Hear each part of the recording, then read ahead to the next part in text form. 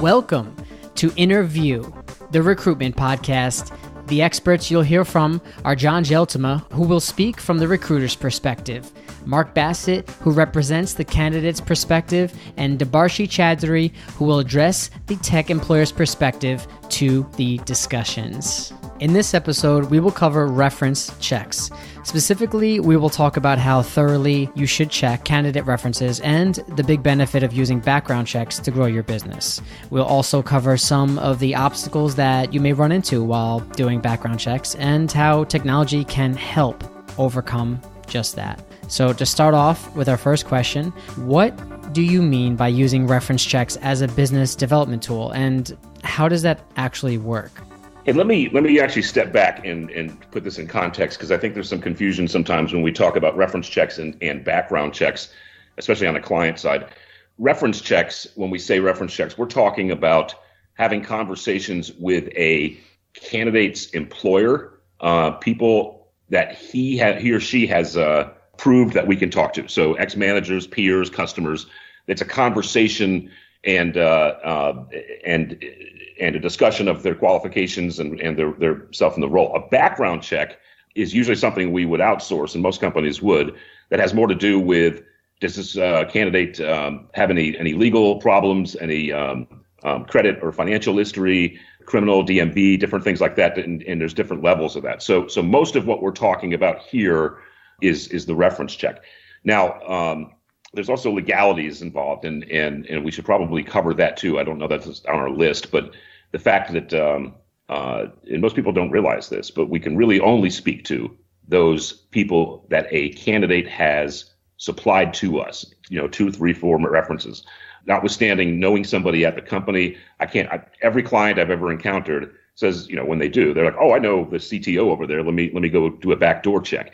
Technically, we can't do that. That's illegal. If I don't get that person's name given to me from the candidate, then I can't use that as part of my documentation process. When I speak about using reference checks as a biz dev tool, I'm going to harken back to earlier podcasts where I've kind of harped on this a little bit when we talked about prepping the candidate, when we talked about negotiating, that, I'm trying to establish a level of credibility with my client, right? I'm trying to become a trusted advisor and an integral part of the decision-making process, even though I've obviously got something big at stake in this process and I can win or lose whether or not they hire my candidate. So to me, a thorough reference check where I'm including and I'm pressing to find not only the positive aspects of the person's background, but where that person might stand some improvement and dig into where some of his weaknesses might be. That's only going to buy me credibility on the client side, and it's going to make the positive things more believable.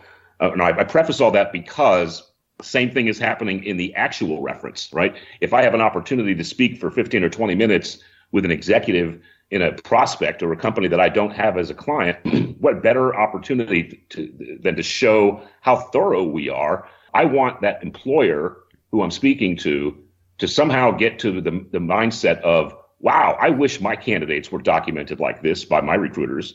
And if I can get there, I often don't even have to ask if they have opportunities available or areas I might be able to assist them in. I can't count in 20 years how many clients have come as a result of them interrupting the conversation and saying, hey, do you also work on, product management positions or sales? And it's inevitably about a position that they want to fill because they want the level of screening to be as thorough as I'm clearly doing with the person they're giving the reference for. That's a mouthful. Yes, quite a mouthful. That being said, our job as recruiters is a series of relationship building experiences, right? Opportunities. A reference check is an absolute step right in the door to build a relationship with somebody new. Now, your primary motive is definitely to do the reference for the candidate for which your client may want to hire. That's number one. But that's an opportunity to build that relationship with somebody that's new to you and new to your network, and explore what kind of opportunities there may be to work together, whether it's in a hiring capacity or even to represent them for other opportunities as well. It's just an easy in. And I'm with Mark. You gotta do a thorough reference check to effectively build that relationship. And I always go into reference checks, doing the reference check first. That's number one top priority.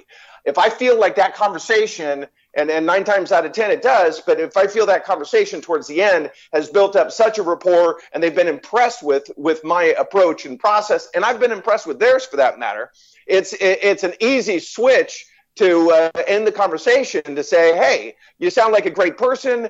Tell me about your situation. Are you in a hiring capacity, and what kind of, what's your staffing situation like? And then take it from there. So it's an absolute foot in the door, and it's a phenomenal way to build business because you're building a relationship, having an ulterior motive to get there. Right. And I think the two almost go hand in hand in the sense that, and I've been on the other side of a number of reference checks, and the reality is if I'm not impressed by the person talking to me, if I'm not taking them seriously anyway, I'm less likely to even give full or complete answers about the actual reference questions that they pose, just because I want that conversation to be done with really quickly, right? I don't have the time to spend 15, 20 minutes on a reference check for somebody I'm not going to be hiring. It's really hiring for somebody else, some other company. So why am I wasting my time? I'm only going to be spending that time if I find the person on the other side engaging and interesting. And then I can see some benefits to us maybe working together in the future and so on. So it's really, and I would almost take it, the recruiter has to be prepared for an interview. It's more from that perspective where I'm almost interviewing the recruiter who's doing the reference check to see if they're worth my time. And if they are worth my time, sure, I can give them some business, because how does that hurt? If a person is capable and is and seems to have their act together and knows what they're talking about, then I would absolutely pull them into the loop. Honestly, Tabarshi, I think you're a unique individual from that perspective, because quite frankly, when I call to do a reference, if the person I'm calling is expecting maybe a hiring manager of the person that they're representing, and they get a recruiter, an agent, instead, half the time they're like, oh, okay, here's another recruiter, right? And it really, they don't want to give me the time of day. But if I've done my job right and started building the relationship, it'll turn around and say, hey, here's somebody I could really work with that I might be able to utilize and could be helpful getting me people, or getting me, helpful for me to get another job. But the problem is we still get the same kind of attitude, if you will, about what we do because of the low respect for what we do. And so again, it's an opportunity to build that relationship and have an alternative way to get to the end result. What's shocking sorry, I was just going to say that the reason for that is also because most of the calls I get are from recruiters who don't take that approach, right? I mean, that's the reason for the negativity, is because it's people who just who are almost lazy in their job. They have a list of 3 questions. They just want to go through those 3 questions and say, okay, did this person work for you from this year to this year? And are these 2 projects the projects they worked on? And sure, I say yes, no, and then, okay, can we get off this call now? Right? I mean, that's the extent of my involvement. So really, I mean, it's almost like if I don't hear the enthusiasm and the interest from the other side, why would I get interested? Right? So that's really what it boils down to. It has to be a conversation. It can't just be a series of questions where the recruiter asks me a bunch of factual, yes, no, or date questions, and I say, all right, sure, go ahead. Yeah, and that's so often, like if it's a third-party service, that's what you get. What dates were they there? What were they employed at? What was the title? And the cut and run, right? But if what's shocking to me and amazing is that recruiters don't want to do this. And I get that it's time-consuming, right? I mean, in fact, if I ask a recruiter, okay, we're at the second interview stage, company's interested, have you done references? And I kind of get the eye roll. It's they're not taking it seriously, or they're really happy when they say, oh no, the employer wants to do that themselves.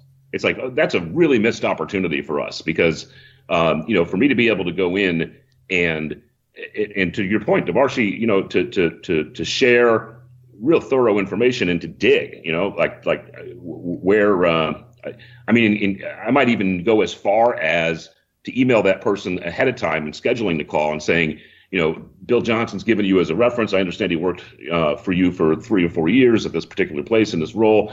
Here's the section of his resume that deals with his employment with you. And here's, by the way, is a summary of the position that we're considering him for, just as prep in advance, so that we can have a more, thorough conversation. Right. And yeah, I think that would definitely be helpful if the person is prepped in advance and knows what to expect. That always, again, my priority is time. This is not something, a reference check is something that is not of direct benefit to the person giving the reference, right? In a sense, it's always, it's an obligation they have to fulfill. They're not really getting anything out of it. So for them to do something meaningful and for them to be engaged in the process, you have to bring something more to the table. And yeah, whether it's the recruiter or in certain companies, it might be the designated role of the account manager. I would say, yeah, if there's an account manager involved, then it's really the account manager who should be doing the reference checks, not the recruiter, because as you said, it is more of a business development tool than it is an operational tool. And I'm also looking for cases where if I ran into 3 DeBarshis in a row, in terms of reluctance to give a reference, that in itself is a red flag to me. And again, I'm probably dealing at higher levels where these are directors or vice presidents. It's a respect factor, I think. I expect that candidate to not only supply the references, but to prep that reference, to say, hey, you're going to be hearing from this guy about this position, and I want this job, so help me get it, right? And if a hiring manager, a reference, is reluctant to even spend a little bit of time, that kind of goes as a red mark against the candidate in my book, because he's supplying the people. These should be people that would be willing to talk on his behalf and to endorse him. More common for me is the difficulty in getting the red flags and getting the negatives and getting the development opportunities, maybe we can call them, because nobody wants to give a bad reference, or we often run into another circumstance where companies have a policy of not being willing to give references, right?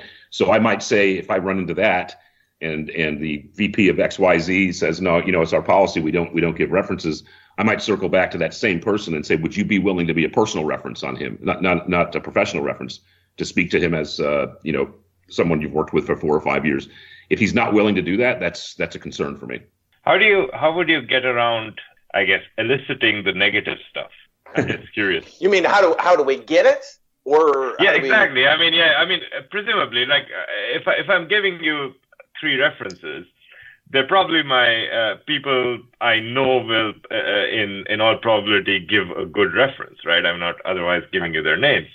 So now, as someone who's actually doing the reference check, how do you dig in and try to elicit the negative stuff or the not so great stuff about me? Well, first of all, we got to be clear that reference is supposed to be confidential, right? It doesn't go back to the candidate, and it doesn't go, it really doesn't go anywhere else. If anything, it goes to the hiring manager or the HR department of the client company for decision-making purposes. And keeping in mind that part of the reason for this is a negative reference is a legal liability situation. This is why everything's kept, confidential. So theoretically, they're not supposed to tell you anything negative. What I do in terms of trying to gain some of that information is to ask them, in what ways would you say that this person could improve? And that's really the only kind of negative question potentially negative question that I ask. And quite frankly, if I don't quite get what I'm looking for, I'll dig. I might ask certain things. Well, what about this? Or what about that? To try to uncover some additional things that they may be reluctant to discuss, but might get more into if we use some of the words that they have relayed that trigger in our minds a potential concern that maybe they're hesitant to talk about. So, plus, if the candidate is supplied these references, then these are people willing to endorse him, right? So I'll take it right to if I can't get that information, if they're not forthcoming with it, I'll just drop the whole problem in their lap and say, hey, Bill, sounds like you really think John's a great guy and that he's going to be a good fit for the position. I need to be believable, and nobody walks on water, right? So in order for my client to believe what you're telling me about this outstanding, number one resource, I need to make him human and, understand where he might have some weaknesses. I might speak of it in terms of, where might he need some extra attention management-wise, or even ask, what does he need to learn and accomplish before he reaches the next level in his job, before he's promoted to say, your position. There's a lot of ways to get there. And I think as long as I couch it in the manner of saying, hey, this is not to be negative on behalf of your reference. This is to make it an overall believable package, because that's absolutely true. If I come back to my client and say nothing but stellar things, I'm already suspect as the recruiter to begin with. I want to be believable. And I think that humanizing him and saying, here's what his development needs are, here's where some extra attention might be spent, makes the positive things that much more palatable and believable. It's interesting, actually, as you guys are talking about that, and this is something that just struck me. We can actually analyze content if there's some way to transcribe reference checks, because even when I'm giving a positive message, there is a tendency to use negative words, right? Yeah. And it happens very subconsciously, right? And it is something that is, and again, this is something that there's a lot of scientific research that has happened around this. But people use negative emotional words when they want to say something different to what they're actually saying, right? And there is this is something that I think would be a really useful tool if we could figure out a good way of building this. But yeah, transcribing the message and then doing some sort of natural language processing analysis on that to actually elicit negativity in a sense. Something to think about, and this is something I can take to the drawing board. So what kind of automation can you put around background or reference checks? I think one of the things that Mark had mentioned was just the message that he sends the references before he even speaks to them, which is around the just eliciting the part of the resume that talks about the company that's being referenced and the work that is supposed to be done in the new job. That's probably something that we can extract from the candidate's resume and the job description and create that automatically and essentially send it out to every reference that is mentioned by the candidate. I don't know about that because we talked about this earlier, but the reference is a very personable thing. It's a relationship building experience, and we could try to automate it, but quite frankly, I tend to think the best references are the ones that, although the candidate has said, "Hey, reference, John's going to call you to do a reference." Beyond that, and maybe a little additional prep on their part, I'd rather get the raw scoop, right? The raw kind of perspective, unsolicited, unprepared, but still passionate and excited about giving a reference about the candidate that we're trying to, help get a job. So if we automate that process, I'm not sure where we could do that there. I know technology is coming to play so much as we continue to evolve in our industry, but to automate the reference process in its entirety, doing an online reference check, I just don't think that's the right way to go. It could be in some situations, but the situations I'm typically involved with, my hiring managers, my clients expect me to have a live conversation with that reference and really get a good solid kind of insight on that individual, especially knowing that we can't call those backdoor references that would probably give us a more real scoop than the reference that we're calling. Yeah, and I think, you can probably couch the automation piece more toward the background check. Certainly, you could automate there's got to be a way. Yeah. Okay. So but you could also HireRight and a series of other background check companies already automate this process, Right. They might have live people, but usually they have roto-dialers, that automatically reach out to employment verifications and all that. And a lot of these companies have employment verification answering, phone numbers to answer and just type in the employee's name and social security number, and then the only thing they're legally is supposed to tell you is start date, end date, and final compensation. So, and quite frankly, when it comes to references, professional references, that's the only thing any reference needs to tell you is start, end, and compensation. Oh, I'm sorry, and job title as well. Yeah. But so if we get more than that, that's great. But and that of course can be processed, but there's plenty of automated for background checks, but that's already being done by a number of companies out there. Makes me wonder whether the compensation piece is even going to be something we can talk about if in California we're not able to ask anymore the candidate. I mean, I guess we can ask the employer, but I wonder if that's going to be one of the things they knock off the list of what we can do. There's a whole lot of legalities in this, and there's a whole lot of potential abuse too. And I don't mean to imply. Go ahead. Yeah, which is why they automate it, because that's built into the automation. So a candidate's going to have a background check, including a employment verification. They sign off on it. They sign off their rights. When they fill in the online form to fill out to have their background check done, they check off a box that basically says, "Yeah, I give up my rights, to limit whatever information, and here, sign at the dotted line." They do it, and it's the only way for them to get a job anyhow.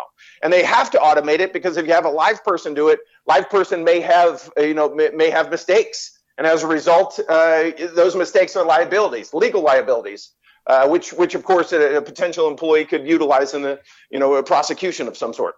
Yeah, the wording legally is kind of odd too. That the candidate himself is entitled to know. I think it was quote unquote the nature and scope of the reference.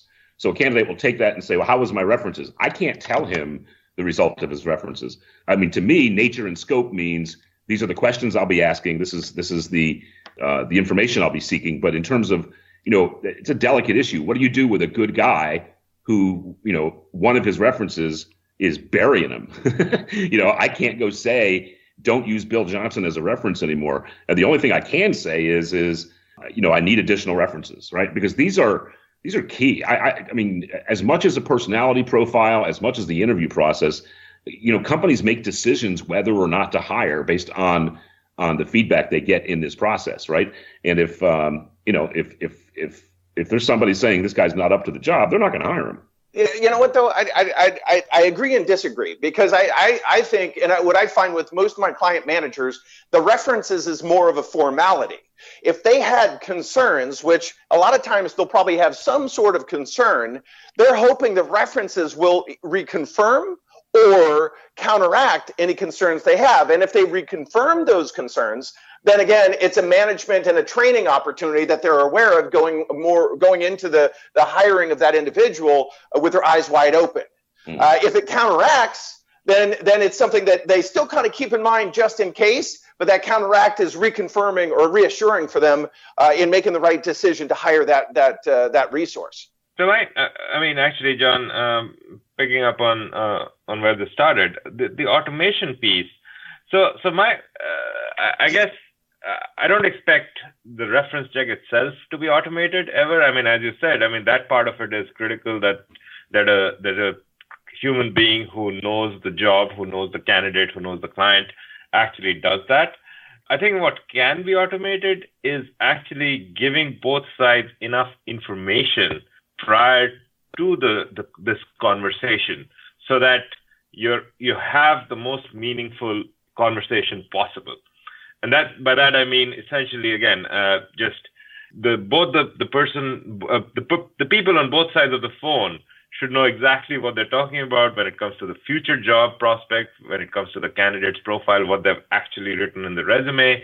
Maybe the recruiter can also elicit some sort of history of the person giving the reference. And again, I don't know what the legality here is, but we could potentially, if you have enough of a data set, you can see the types of references that a person gives over a long enough period of time, and you can factor that into the conversation, right? I mean, and again, obviously, you need to have enough data to actually make this meaningful. But that's kind of automation that would be useful because you would be armed with a lot more information before you even get into the call. I don't know how much preparation that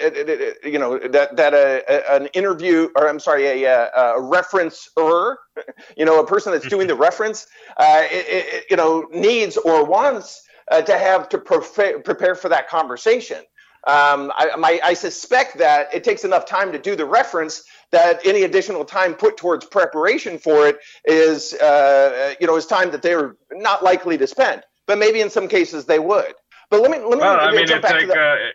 It goes to the business development part of it, right? If your secondary objective is to really get business out of the guy, then you better know something about him or her, right? And when you get in. Well, I think I'm going to prepare. That's what I do anyhow. So I get a name and a job title and a company and contact information and the time period that the referencee worked for or with the referencer. Then I'm going to go research that person, check LinkedIn or wherever I'm going to go to get some information and insights on them. That will help me on the back end of the reference conversation to take that conversation and build that relationship beyond the reference purpose in the first place. I can see where automation may come into play, where you're setting up the reference time, scheduling a specific time with the referencer, and in that you can set up an agenda. Here's what what I'm going to ask about. You could even send the questions, but I tend to prefer to keep those anonymous. But we're talking about this person. Here's what they've relayed to us. Here's what job for which they're being considered.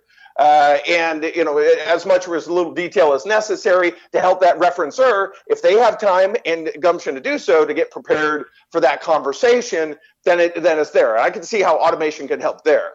A second, piece for automation I think would be really helpful because I think it's very deficient in the recruiting industry in general, and that is some sort of way of translating the actual reference conversation to text.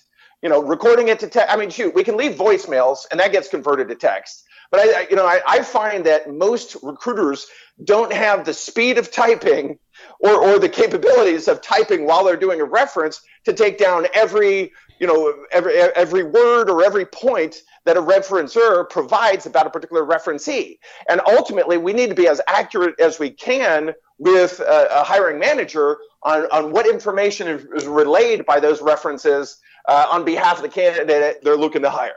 So that automation right there is out there, right? You got Dragon software that records your words. Maybe you can do that. Of course, you have to preempt the referencer to say, hey, this conversation may be recorded. Great. And, but that automation could be really helpful because right now, a lot of times when I see references, tell me about their technical capabilities. Excellent. That's the only response, right? That doesn't tell me anything. So, we got to get more details in those references, and the clients want it too. And if you can't type it fast enough, you got to figure out a way to get that on paper. No, and as you said, I mean, there's lots of tools that can do that. As long as you get consent from the referencer that you're going to be recording the conversation, and then transcribing a recorded conversation is a piece of cake these days. And actually, and at that point, once we do the transcription, going back to what I said earlier, we can run NLP analysis on that and figure out positivity or negativity. I mean, the subliminal message that the person was trying to give you, which they couldn't. So yeah, that would be really interesting. Now, is it possible to identify the fraudulent or fake candidates at the beginning of the process so you don't waste your time checking on them?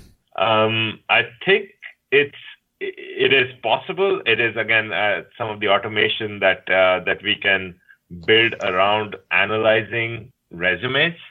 And I think this is something that that's very strange to me. If you know, for most universities have plagiarism checkers, when students turn in papers or assignments, teachers can run a plagiarism checker on that to make sure that it's not been copied off of Wikipedia or wherever.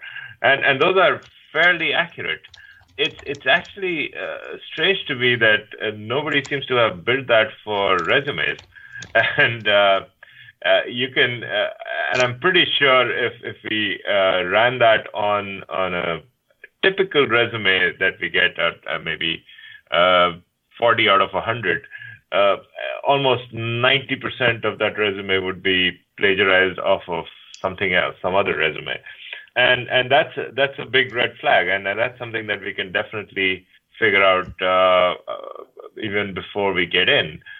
We can also do a bunch of the background check stuff that Mark had mentioned, just the stuff around do they have a criminal record, do they have a DMV record, and so on. I mean, obviously different states have different rules around what is allowed and what is not.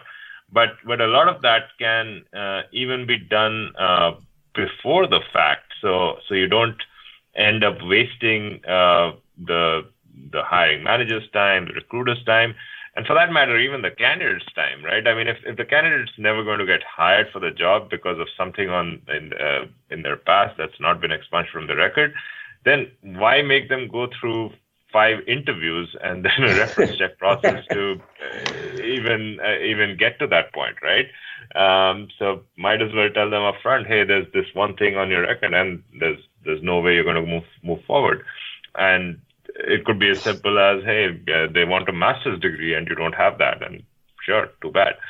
So yeah, I mean, that's the kind of thing I think we should both automate and do at the beginning of the process rather than towards the end. I think a lot of that tends to be moved towards the end, which is too late in the process to be catching stuff like that. It used to be, that we had to do references before we sent a candidate anywhere. And if you want to really verify the legitimacy of a resource that's been brought your way, beyond meeting them, pre-qualifying them for whatever the job is, do the references, because that references will tell you a lot about the person up front before you even put them in front of the client.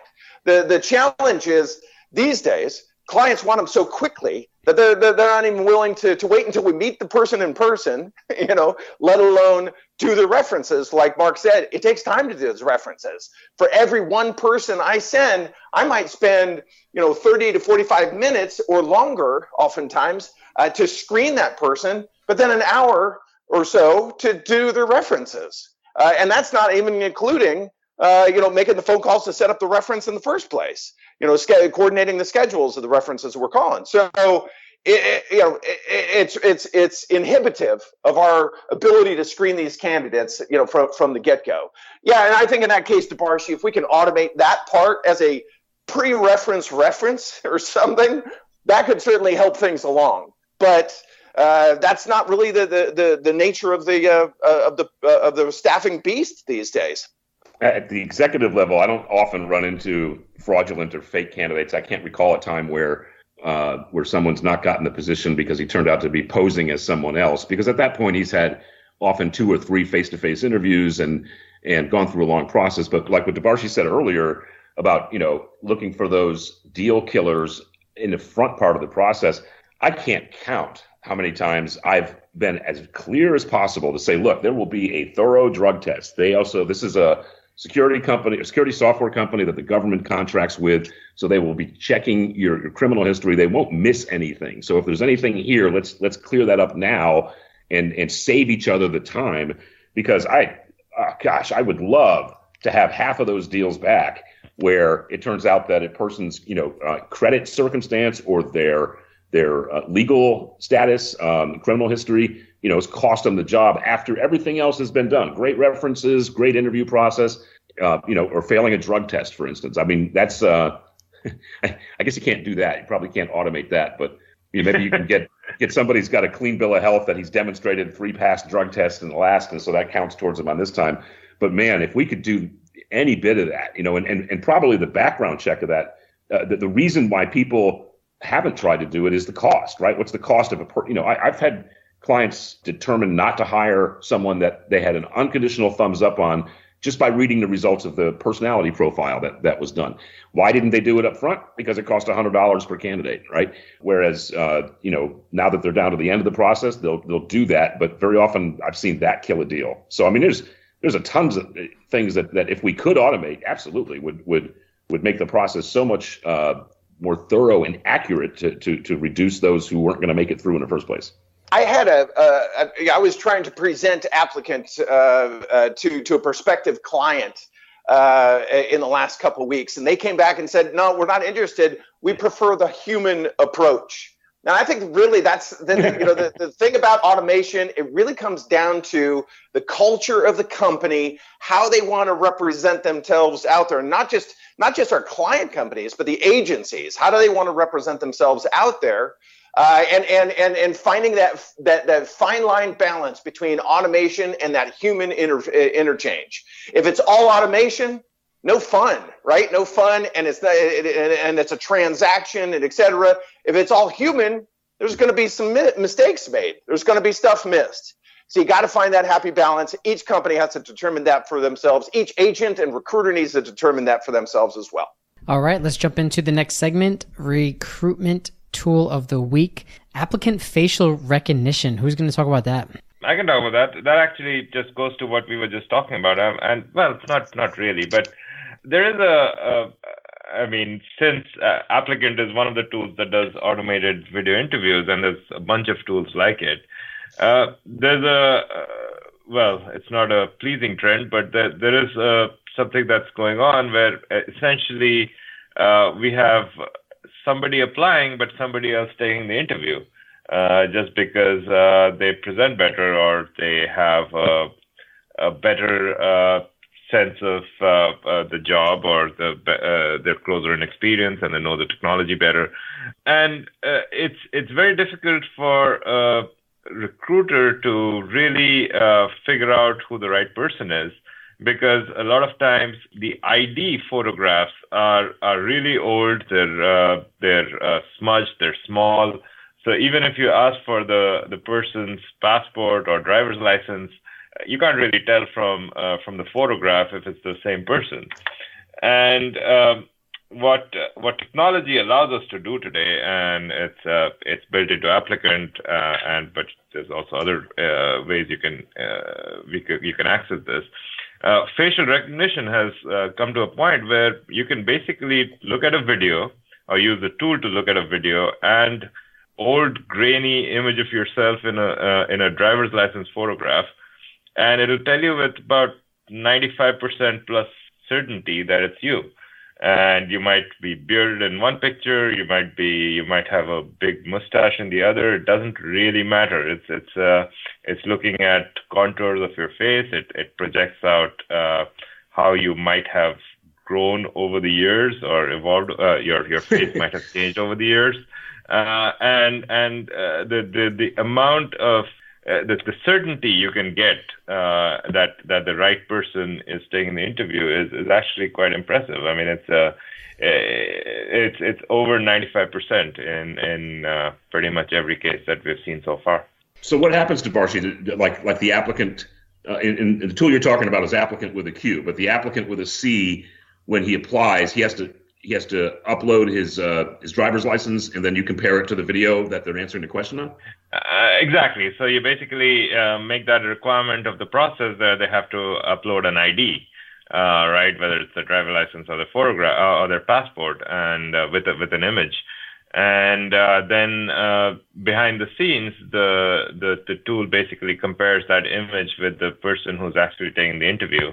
And then it can let the recruiter know if it's the same person. Or sometimes, I mean, we've seen this happen where people try to play tricks in the interview, where they deliberately sit in a spot where it's dark, or they're facing the light, the light is behind them. So the face is darkened, and it's not very clear. But it does not fool this system. Do you guys want to add anything else from the episode? Any takeaways or insight? One caution, I guess, if there's any sales, account management, biz dev people out there who have never thought of using reference checking as a biz dev tool and want to go embrace that, I caution you against running into your database and randomly selecting candidates that might have applied for other positions a long time ago just because there happens to be a hiring manager listed as a reference who comes from a prospect that you want to pursue. Don't go, you want to do this legally and properly, right? So, I mean, if I was a candidate and I just found out from a hiring manager that such and such a person just checked a reference on me and I haven't applied for any position, that's not going to go over well for you or for your company. So make sure you keep it to candidates in process, candidates that are applying, and yes, you can expand it to the earliest part of the application process as long as the candidate's willing to give those references. But make sure they're willingly given references for active and legitimate situations. That's all. Absolutely agree. There's definitely legalities to that, and when you're given references by a candidate, it's for a specific situation. It's not an open door to call that reference at any time. So once that situation is no longer viable, you cannot call those references. And I'd add one other thing, which is, and we've been talking about generating leads from an account management perspective through these reference checks, but the reference check is also a candidate at some point of time. So from a recruiter's perspective, the person you're talking to who's a reference today is very likely going to be on the job market maybe 6 months down the line, maybe 5 years down the line. You never know. And at that point, if you made a great impression, then you're first in line for actually representing them in their job hunt. That's a good point. I actually end my references, if it hasn't turned into a biz dev situation, I'll end it with the question of, hey, glad we've had the opportunity to get acquainted. I'm sure we'll talk again. What would you like that to be about? Would you be interested more in positions that we might be able to fill for your company, or would you be more interested in, opportunities that might be right for you personally? Because at that stage, they're not a client, right? It could go either way. And very often, yeah, I placed, we should have also called this business development and possible recruiting tool for reference checks. But yeah, that's a really good point. And that was part of what I was trying to make a point on earlier. I mean, it's building a relationship as to what the needs are of the referencer in that relationship at whatever given time. That's the door we're opening, whether it's, to find a new position or to hire staff. It doesn't matter, or to partner for that matter, or mutual lead generation. I mean, there's multiple reasons for that relationship. It's a matter of what they're finding out, whether it's a workable relationship and what kind of circumstances under which they are interested in having a partnership or a relationship.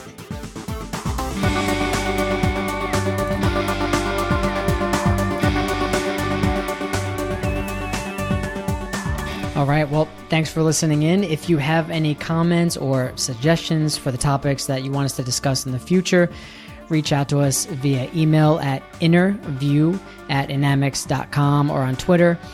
So we'll be back soon with more content and suggestions about how to make your staffing operations simpler and more efficient.